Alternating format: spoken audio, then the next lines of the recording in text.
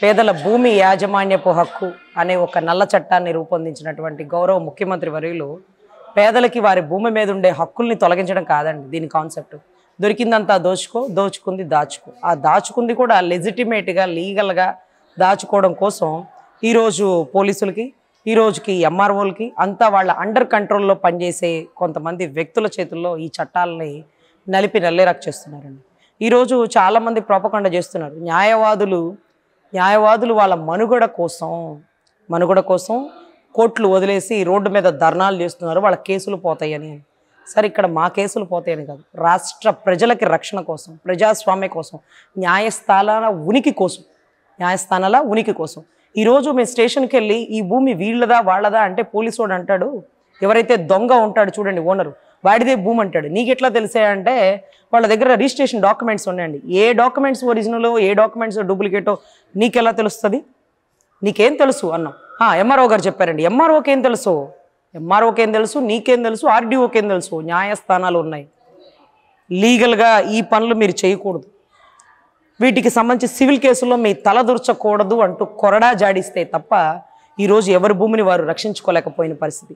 ఇప్పుడట పేనుకు పెత్తనం ఇస్తే తలంతా గురిగిందన్నట్టుగా ఈరోజు పోలీసోడికి పెత్తనం, రెవెన్యూ అధికారులకి పెత్తనం. వీళ్ళిద్దరూ ఎవరి అండర్ కంట్రోల్లో ఉంటారంటే ముఖ్యమంత్రి అండర్ కంట్రోల్లో ఉంటారు, ప్రభుత్వం అండర్ కంట్రోల్లో ఉంటారు.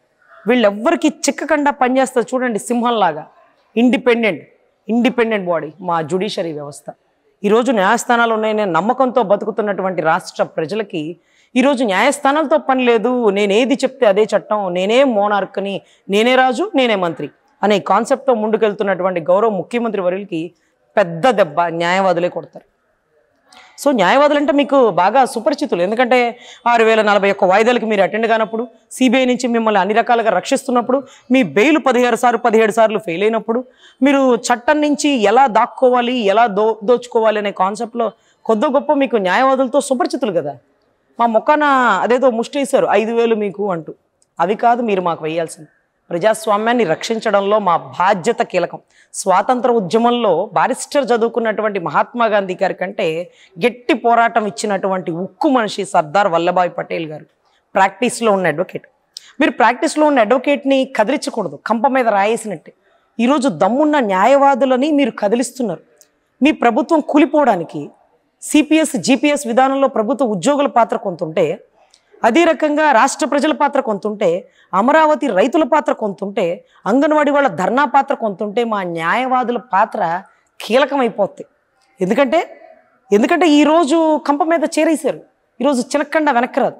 ఖచ్చితంగా మీ ప్రభుత్వం పడిపోవడానికి మా వంతు బాధ్యతగా ఈ చట్టాన్ని రద్దు చేస్తూ మేనిఫెస్టోలో పెట్టేటటువంటి ప్రభుత్వం ఏదైనా దాన్ని స్వాగతిస్తూ, దానికి సహకరిస్తూ, దాని గెలుపుకు మా వంతు పాత్ర వహిస్తూ మిమ్మల్ని గద్దెదించడంలో న్యాయవాదులు పాత్ర కీలకంగా ఉంటుంది.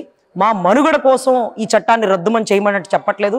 రాష్ట్ర ప్రజల ప్రజాస్వామ్యం కోసం, రాష్ట్ర ప్రజల భూమి యజమాని హక్కు కోసం, అదే రకంగా న్యాయస్థానాల ఉనికి కోసం పనిచేసేటటువంటి ఒక న్యాయవాదిగా, పార్టీలకు అతీతంగా మేనిఫెస్టోలో రూపొందించాల్సిందే ఏ పార్టీ అయినా సరే.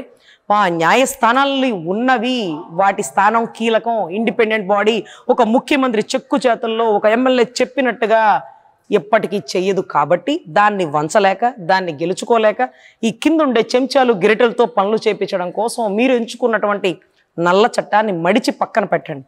అసలు జీవోలు ఎందుకని ఆన్లైన్లో డిస్ప్లే చేయట్లా? చాలా జీవోలు వచ్చినాయే, ఇది కొత్తగా వచ్చింది కాదండి. దీనికి ముందు ముఖ్యమంత్రి గారు ప్రమాణ స్వీకారం చేయగానే కొన్ని మున్సిపాలిటీ చట్టాలు కూడా తెచ్చేశారంట, నల్లటి చట్టాలు, చీకటి చట్టాలు. జీవోలు ఆన్లైన్లో పెడితే సగానికి పైగా క్యాన్సిలేషన్వి. అవన్నీ మా హైకోర్టులో ఉంటాయి. మీరు ఒక జీవో చేయడం, మళ్ళీ మేము దాన్ని క్యాన్సిల్ చేయడం. మీరు ఎవరి సలహా తీసుకోరా, లేకపోతే ఎవరైనా సలహా ఇచ్చినా మీరు లెక్క చేయరా? మాకైతే అర్థం కావట్లేదు.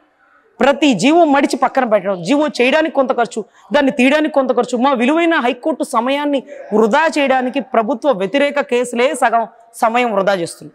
సో మీరు చేసే పరిపాలన ఎంత నీచంగా, ఎంత దౌర్భాగ్యంగా, ఎంత దాష్టికంగా, ఎంత దుర్మార్గంగా ఉందనేది ఈ నల్ల చట్టాలు మరోసారి ధృవీకరిస్తాయి.